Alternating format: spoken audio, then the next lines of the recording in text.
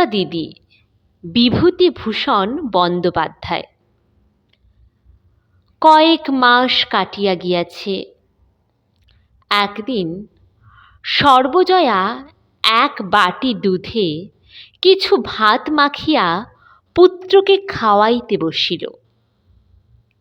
দেখি হাঁ কর, তোমার কপালখানা মন্ডা না মেঠাই না? দুটো ভাত আর দুধ, তা ছেলের দশা দেখলে হয়ে আসে।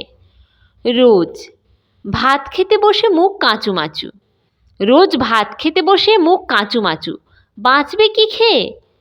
দুর্গা বাড়ি ঢুকিল। কোথা হইতে ঘুরিয়া আসিতেছে, এক পা ধুলা, কপালের সামনে এক গোছা চুল সোজা হইয়া প্রায় 4 আঙুল উঁচু হইয়া আছে। সে সবসময় আপন মনে ঘুরিতেছে। পাড়ার সমবয়সী ছেলে মেয়ের সঙ্গে তাহার বড় একটা খেলাধুলা নাই। কোথায় কোন ঝোপে বইচি পাকিল, কাদের বাগানে কোন গাছটায় আমের গুটি বাঁধিতেছে, কোন বাসতলায় শেয়াল কুল খাইতে মিষ্টি, এসব নখদর্পণে। সে ঢুকিয়া অপরাধীর দৃষ্টিতে মায়ের দিকে চাহিল। সর্বজয়া বলিল, এলে? এসো, ভাত তৈরি, খেয়ে আমায় উদ্ধার করো, তারপর আবার কোন দিকে বেরুতে হবে বেরো। বৈশাখ মাসের দিন, সকলের মেয়ে দেখো গে, যাও সেজুতি করছে, শিব পুজো করছে। আর অত বড় ধাড়ি মেয়ে, দিনরাত কেবল টোটো। সে সকাল হতে না হতে বেরিয়েছে, আর এখন এই বেলা দুপুর ঘুরে গিয়েছে, এখন এলো বাড়ি। মাথাটা ছিঁড়ে দেখো না, না একটু তেল দেওয়া, না একটু চিরুনি ছোঁয়ানো। সর্বজয়ার কথা শেষ হইবার পূর্বেই এক ব্যাপার ঘটিল। আগে আগে ভুবন মুখুজ্জের বাড়ির সেজ ঠাকরুন, পিছনে পিছনে তাহার মেয়ে টুনু ও দেবরের ছেলে সতু, তাহাদের পিছনে আরও 4-5টি ছেলে মেয়ে সম্মুখ দরজা দিয়া বাড়ি ঢুকিল। সেজ ঠাকরুন কোনো দিকে না চাহিয়া বা বাড়ির কাহারও সহিত কোনো আলাপ না করিয়া সোজা হনহন করিয়া ভিতরের দিকে রোয়াকে উঠিলেন। নিজের দেওরপোর দিকে ফিরিয়া বলিলেন, কই নিয়ে আয়, বের কর পুতুলের বাক্স দেখি। এ বাড়ির কেহ কোনো কথা বলিবার পূর্বে টুনু ও সতু দুজনে মিলিয়া দুর্গার টিনের পুতুলের বাক্সটা ঘর হইতে বাহির করিয়া আনিয়া রোয়াকে নামাইল, এবং টুনু বাক্স খুলিয়া খানিকটা খুঁজিবার পর এক ছড়া পুঁতির মালা বাহির করিয়া বলিল, এই দেখো মা, আমার সেই মালা, সেদিন যে সেই খেলতে গিয়েছিল সেদিন চুরি করে এনেছে। সতু বাক্সের এক কোণ সন্ধান করিয়া গোটাকতক আমের গুটি বাহির করিয়া বলিল, এই দেখো জেঠিমা, আমাদের সোনামুখী গাছের আম পেড়ে এনেছে। ব্যাপারটা এত হঠাৎ হইয়া গেল, বা ইহাদের গতিবিধি এ বাড়ির সকলের কাছেই এত রহস্যময় মনে হইল যে এতক্ষণ কাহারও মুখ দিয়া কোনো কথা বাহির হয় নাই। এতক্ষণ পরে সর্বজয়া কথা খুঁজিয়া পাইয়া বলিল, কি কি খুড়িমা, কি হয়েছে? পরে সে রান্নাঘরের দাওয়া হইতে ব্যগ্রভাবে উঠিয়া আসিল। এই দেখো না কি হয়েছে, কীর্তিখানা দেখো না একবার। তোমার মেয়ে সেদিন খেলতে গিয়ে টুনুর পুতুলের বাক্স থেকে এই পুঁতির মালা চুরি করে নিয়ে এসেছে।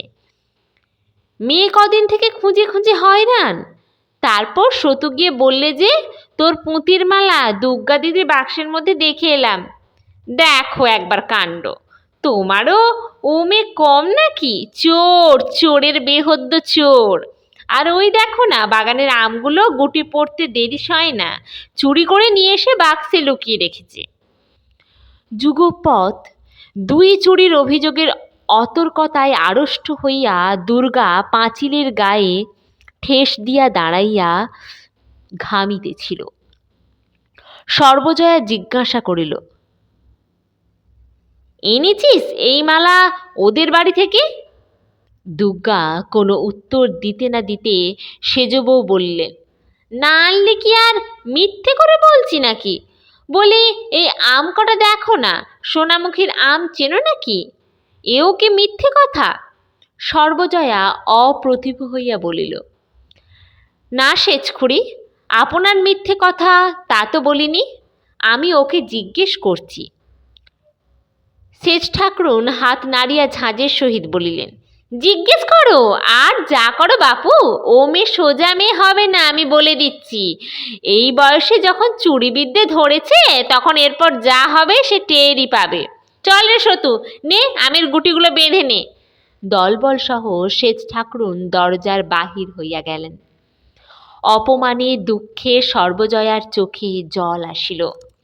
সে ফিরিয়া দুর্গার রুক্ষ চুলের গোছা টানিয়া ধরিয়া দুধ ভাত মাখা হাতেই দুর্দার করিয়া তাহার পিঠে কিলের উপর কিল ও চরের উপর চর মারিতে মারিতে বলিতে লাগিল, আপদ বালাই একটা কোত্থেকে সে জুটেছে, মলেও আপদ চুকে যায়, মরেও না যে বাঁচি হাড় জুড়োয়। বেরো বাড়ি থেকে, দূর হয়ে যা, যা এক্ষুনি বেরো। দুর্গা মার খাইতে খাইতে ভয়ে খিড়কি দৌড় দিয়া ছুটিয়া বাহির হইয়া গেল। তাহার ছেঁড়া রুক্ষ চুলের গোছার দু এক গাছা সর্বজয়ার হাতে থাকিয়া গেল। অপু খাইতে খাইতে অবাক হইয়া সমস্ত ব্যাপার দেখিতেছিল। দিদি পুঁতির মালা চুরি করিয়া আনিয়াছিল কিনা তাহা সে জানে না। পুঁতির মালাটা সে ইহার আগে কোনো দিন দেখে নাই, কিন্তু আমের গুটি যে চুরির জিনিস নয় তাহা সে নিজে জানে। কাল বৈকালে দিদি তাহাকে সঙ্গে করিয়া টুনুদের বাগানে আম কুড়াইতে গিয়াছিল, এবং সোনামুখী তলায় যে আম কটা পড়িয়াছিল দিদি কুড়াইয়া লইল সে জানে।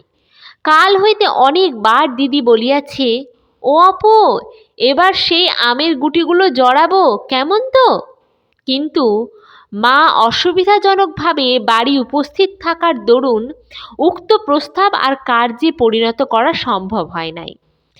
দিদির অত্যন্ত আশার জিনিস আমগুলা এভাবে লইয়া গেল, তাহার উপর আবার দিদি এরূপভাবে মারও খাইল। দিদির চুল ছিঁড়িয়া দেওয়ায় মায়ের উপর অত্যন্ত রাগ হইল। যখন তাহার দিদির মাথার সামনে রুক্ষ চুলের একগাছা খাড়া হইয়া বাতাসে উড়ে, তখনই কি জানি কেন দিদির উপর অত্যন্ত মমতা হয়। কেমন যেন মনে হয় দিদির কেহ কোথাও নাই, সে যেন একা কোথা হইতে আসিয়াছে, উহার সাথে কেহ এখানে নাই। কেবলই মনে হয় কেমন করিয়া সে দিদির সমস্ত দুঃখ ঘুচাইয়া দিবে, সকল অভাব পূরণ করিয়া তুলিবে, তাহার দিদিকে সে এতটুকু কষ্টে পড়িতে দিবে না। খাওয়ার পরে অপু মায়ের ভয়ে ঘরের মধ্যে বসিয়া পড়িতে লাগিল, কিন্তু তাহার মন থাকিয়া থাকিয়া কেবলই বাহিরে ছুটিয়া যাইতেছিল। বেলা একটু পড়িলে সে টুনুদের বাড়ি, পটলিদের বাড়ি, ন্যাড়াদের বাড়ি, একে একে সকল বাড়ি খুঁজিল। দিদি কোথাও নাই। রাজকৃষ্ণ পালিতের স্ত্রী ঘাট হইতে জল লইয়া আসিতেছিলেন। তাহাকে জিজ্ঞাসা করিল, জেঠিমা, আমার দিদিকে দেখেছ?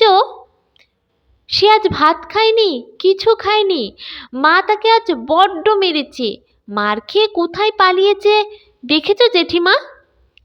বাড়ির পাশের পথ দিয়া যাইতে যাইতে ভাবিল, বাঁশবনের কোথাও যদি বসিয়া থাকে। সেদিকে গিয়া সমস্ত খুঁজিয়া দেখিল। সে খিড়কি দরজা দিয়া বাড়ি ঢুকিয়া দেখিল কেহ নাই। তাহার মা বোধ হয় ঘাটে কি অন্য কোথাও গিয়াছে। ভুবন মুখুজ্জের বাড়ি সব ছেলেমেয়েরা মিলিয়া উঠানে ছুটাছুটি করিয়া লুকোচুরি খেলিতেছে। রানু তাহাকে দেখিয়া ছুটিয়া আসিল, ভাই, অপু এসেছে, ও আমাদের দিকে হবে, আয় রে অপু। অপু তাহার হাত ছাড়াইয়া লইয়া জিজ্ঞাসা করিল, আমি আজ খেলবো না রানুদি, দিদিকে দেখেছ? রানু জিজ্ঞাসা করিল, দুগ্গা? না, তাকে তো দেখিনি। বকুলতলায় নেই তো? বকুলতলার কথা তাহার মনেই হয় নাই, সেখানে দুর্গা প্রায়ই থাকে বটে। ভুবন মুখুজ্জের বাড়ি হইতে সে বকুলতলায় গেল। সন্ধ্যা হইয়া আসিয়াছে। বকুল গাছটা অনেক দূর পর্যন্ত জুড়িয়া ডালপালা ছড়াইয়া ঝুপসি হইয়া দাঁড়াইয়া আছে। তলাটা অন্ধকার, কেহ কোথাও নাই। যদি কোনো দিকে গাছপালার আড়ালে থাকে সে ডাক দিল, দিদি, ও দিদি, দিদি। অন্ধকার গাছটায় কেবল কতকগুলা বক পাখা ছটপট করিতেছে মাত্র। অপু ভয়ে ভয়ে উপরের দিকে চাহিয়া দেখিল। বাড়ির পথে ফিরিতে ফিরিতে হঠাৎ থমকিয়া দাঁড়াইল। সামনে সেই গাব গাছটা। এক সন্ধ্যার পর এ গাব গাছের তলার পথ দিয়া যাওয়া সর্বনাশ, গায়ে কাঁটা দিয়া ওঠে। কেন যে তাহার এই গাছটার নিচ দিয়া যাইতে ভয় করে তাহা সে জানে না। অপু খানিকক্ষণ অন্ধকার গাবতলাটার দিকে চাহিয়া দাঁড়াইয়া থাকিয়া ফিরিল। তাহাদের বাড়ি যাইবার আরেকটা পথ আছে। একটুখানি ঘুরিয়া পটলিদের বাড়ির উঠান দিয়া গেলে গাবতলার এ অজানা বিভীষিকার হাত হইতে নিষ্কৃতি পাওয়া যায়। পটলির ঠাকুরমা সন্ধ্যার সময় বাড়ির রোয়াকে ছেলেপিলেদের লইয়া হাওয়ায় বসিয়া গল্প করিতেছেন। পটলির মা রান্নাঘরে রাঁধিতেছেন। উঠানের মাচা তলায় বিধু জেলেনি দাঁড়াইয়া মাছ বিক্রয়ের পয়সার তাগাদা করিতেছে। অপু বলিল, দিদিকে খুঁজতে গিয়েছিলাম ঠাকমা, বকুলতলা থেকে আসতে আসতে। ঠাকুরমা বলিলেন, দুগ্গা এই তো বাড়িতে গেল, এই কতক্ষণ যাচ্ছে, ছুটে যা দেখি, বোধহয় এখনো বাড়ি গিয়ে পৌঁছয়নি। সে এক দৌড়ে বাড়ির দিকে ছুটিল। পিছন হইতে পটলির বোন রাজি চেঁচাইয়া বলিল, কাল সকালে আসিস অপু, আমরা গঙ্গা যমুনা খেলার নতুন ঘর কেটেছি, ঢ্যাকসেলের পিছনে নিমতলায়, দুগ্গাকে বলিস। তাহাদের বাড়ির কাছে আসিয়া পৌঁছিয়া হঠাৎ সে থমকিয়া দাঁড়াইয়া গেল। দুর্গা আর্তস্বরে চিৎকার করিতে করিতে বাড়ির দরজা দিয়া দৌড়িয়া বাহির হইতেছে। পিছনে পিছনে তাহার মা কি একটা হাতে করিয়া মারিতে মারিতে তাড়া করিয়া ছুটিয়া আসিয়াছে। দুর্গা গাবতলার পথ দিয়া ছুটিয়া পলাইল। মা দরজা হইতে ধাবমানা মেয়ের পিছনে চেঁচাইয়া বলিল, যাও, বেরো, একেবারে জন্মের মতো যাও, আর কখনো বাড়ি যেন ঢুকতে না হয়, বালাই আপদ চুকে যাক, একেবারে ছাতিম তলায় দিয়ে আসি। ছাতিম তলায় গ্রামের শ্মশান। অপুর সমস্ত শরীর যেন জমিয়া পাথরের মতো আড়ষ্ট ও ভারী হইয়া গেল। তাহার মা সবেমাত্র ভিতরের বাড়িতে ঢুকিয়া মাটির প্রদীপটা রোয়াকের ধার হইতে উঠাইয়া লইতেছে। সে পা টিপিয়া টিপিয়া বাড়ি ঢুকিতেই মা তাহার দিকে চাহিয়া বলিল, তুমি আবার এত রাত পর্যন্ত কোথায় ছিলে শুনি? মোটে তো আজ ভাত খেয়েছ? তাহার মনে নানা প্রশ্ন জাগিতেছিল।